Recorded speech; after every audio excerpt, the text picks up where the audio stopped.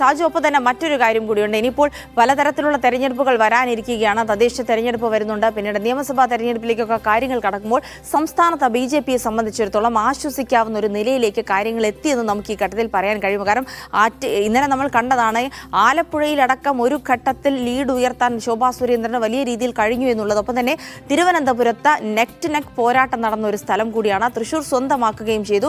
ആറ്റിങ്ങലും വലിയൊരു മുന്നേറ്റം കണ്ടു. സ്വാഭാവികമായും BJPയെ സംബന്ധിച്ചിടത്തോളം ഒരു സീറ്റ് എന്നത് അവർക്ക് ഒരു 100 സീറ്റിന് തുല്യമാണ്. അത് കേരളം പോലെ ഒരു സംസ്ഥാനത്ത് എന്നുള്ളത് നമ്മൾ നോക്കി കാണേണ്ടതാണ്.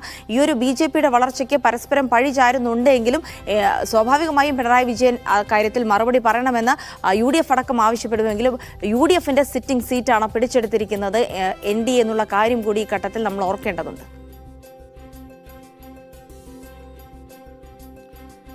ജിൽസി, NDAയുടെ വിജയം പലതരത്തിലുള്ള പ്രത്യാഘാതങ്ങൾ കേരള രാഷ്ട്രീയത്തിൽ ഉണ്ടാക്കുന്നുണ്ട് എന്ന കാര്യത്തിൽ ഒരു സംശയവുമില്ല. പ്രത്യേകിച്ച് തൃശ്ശൂരിലെ വിജയം അതിലേക്ക് നയിച്ചതിൻ്റെ ഉത്തരവാദിത്തം ആർക്കെന്ന ചോദ്യമുണ്ട്.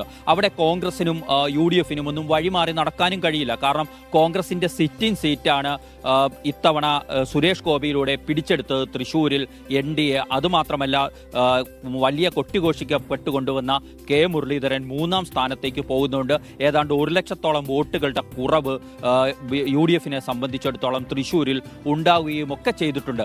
ഇതെല്ലാം പരിശോധിക്കുമ്പോൾ ഉത്തരവാദിത്തം അങ്ങോട്ടും ഇങ്ങോട്ടും ആരോപിക്കാമെങ്കിലും തൃശ്ശൂരിനെ സംബന്ധിച്ചിടത്തോളം UDFൽ കുറേ സംഘടനാ പ്രശ്നങ്ങൾ കോൺഗ്രസിലുണ്ടായിരുന്നു. അത് പരിഹരിക്കാതെ മുന്നോട്ട് പോയത് കോൺഗ്രസിന് തിരിച്ചടിയായി. അതിൽ നിന്ന് നേതൃത്വത്തിന് ഒഴിഞ്ഞു മാറാൻ കഴിയില്ല. മാത്രമല്ല, തൃശ്ശൂർ LDFനെ സംബന്ധിച്ചിടത്തോളം അവർ VS സുനിൽകുമാർ എന്ന സ്ഥാനാർത്ഥിയിലൂടെ വിജയം ഉറപ്പിച്ചിരുന്നതാണ്. തെരഞ്ഞെടുപ്പിന് ശേഷമുള്ള എല്ലാ അവലോകനങ്ങളിലും ജയിച്ചു കയറുമെന്ന് വളരെ ആത്മവിശ്വാസത്തോടുകൂടി LDF നേതൃത്വം വിലയിരുത്തിയതാണ്. പക്ഷേ അവിടെ എന്തുകൊണ്ട് ഇത്ര കനത്ത തിരിച്ചടി ഏറ്റുവാങ്ങേണ്ടി വന്നു എന്നത് LDFനും ആലോചിക്കേണ്ടി വരും.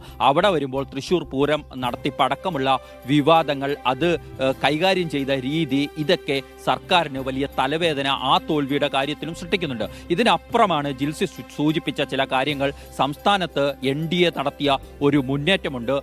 ഒരു മണ്ഡലമേ അവർക്ക് അക്കൗണ്ട് തുറക്കാൻ കഴിഞ്ഞുള്ളൂ എങ്കിലും തിരുവനന്തപുരത്തേക്ക് നമ്മൾ നോക്കിയാൽ തിരുവനന്തപുരത്ത് ശശി തരൂരിൻ്റെ ഭൂരിപക്ഷം കുറച്ചു കൊണ്ടുവരാൻ കഴിയുന്നു. കഴിഞ്ഞ നിയമസഭാ തെരഞ്ഞെടുപ്പിൽ അവർക്ക് നഷ്ടപ്പെട്ട നേമത്ത് 20,000-ലധികം വോട്ടിൻ്റെ ഭൂരിപക്ഷം ഈ ലോക്സഭാ തെരഞ്ഞെടുപ്പിൽ നേടിയെടുക്കാൻ കഴിഞ്ഞു എന്നത് പ്രധാനപ്പെട്ടതാണ്. തിരുവനന്തപുരം, ആറ്റിങ്ങൽ, ആലപ്പുഴ, തൃശ്ശൂർ മണ്ഡലങ്ങളിലൊക്കെയായി ചേർത്താൽ ഏതാണ്ട് 11 നിയമസഭാ മണ്ഡലങ്ങളിൽ ഇത്തവണ BJP 1ാം സ്ഥാനത്തേക്ക് എത്തിയിട്ടുണ്ട് എന്നത് വളരെ പ്രധാനപ്പെട്ടതാണ്. അത് കേരള രാഷ്ട്രീയത്തിൽ BJPക്ക് നൽകുന്ന ആത്മവിശ്വാസം ചെറുതല്ല എന്ന് നമ്മൾ മനസ്സിലാക്കേണ്ടിയിരിക്കുന്നു. അതിൽ ആറ്റിങ്ങലിൽ അപ്രതീക്ഷിതമായ ഒരു നെക്കാൻ നെക്ക് പോരാട്ടം കാഴ്ചവെക്കാൻ BJPക്ക് കഴിഞ്ഞു, V മുരളീധരന് കഴിഞ്ഞു എന്നത് പ്രധാനപ്പെട്ടതായിരുന്നു. അതായിരുന്നു ആ മണ്ഡലത്തിൻ്റെ വിജയം തീരുമാനിക്കുന്നത്. ഇത്രയധികം ക്ലൈമാക്സിലേക്ക് എത്തിച്ചത് അവിടെ CPMൻ്റെയും UDFൻ്റെയും ഒക്കെ കോട്ടകളിലേക്ക് കടന്നു ചെല്ലാൻ കഴിഞ്ഞു V മുരളീധരന് എന്നത് പ്രധാനപ്പെട്ടാണ്. കഴിഞ്ഞ വർഷം 2,40,000 വോട്ടായി ശോഭാ സുരേന്ദ്രൻ ഉയർത്തിക്കൊണ്ടുവന്നെടുത്ത് ഇത്തവണ അത് 3 ലക്ഷത്തിലധികമായി ഉയർത്തിക്കൊണ്ടുവരാൻ V മുരളീധരന് കഴിഞ്ഞിരിക്കുന്നു. ഒരുപക്ഷെ വരുംകാല തെരഞ്ഞെടുപ്പുകളിൽ BJPക്ക് ജയിക്കാൻ കഴിയുന്ന മണ്ഡലമായി ആറ്റിങ്ങൽ മാറാൻ പോകുന്നു എന്ന സൂചനകൾ പോലും ഇന്നലത്തെ ഫലത്തിൽ ഉണ്ട് എന്നുള്ളതാണ് വസ്തുത.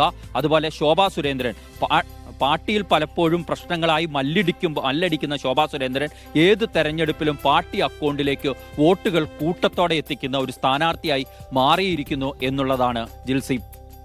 തീർച്ചയായിട്ടും ശോഭാ സുരേന്ദ്രന്റെ കാര്യമെടുത്താൽ ആറ്റിങ്ങലിൽ വലിയ മികച്ച പ്രകടനം കാഴ്ചവെച്ചതിന് പിന്നാലെ ആലപ്പുഴയിലേക്ക് പാർട്ടിയിലേക്ക് കൂടുതൽ വോട്ടുകൾ എത്തിക്കാൻ കഴിഞ്ഞ ഒരു നേതാവ് കൂടിയാണ്. പ്രത്യേകിച്ച് കേരളത്തിൽ വലിയ രീതിയിലുള്ള ഒരു വോട്ട് ഷെയർ ഇത്തവണ BJPക്ക് നേടിയെടുക്കാൻ കഴിഞ്ഞു എന്നുള്ളതാണ്.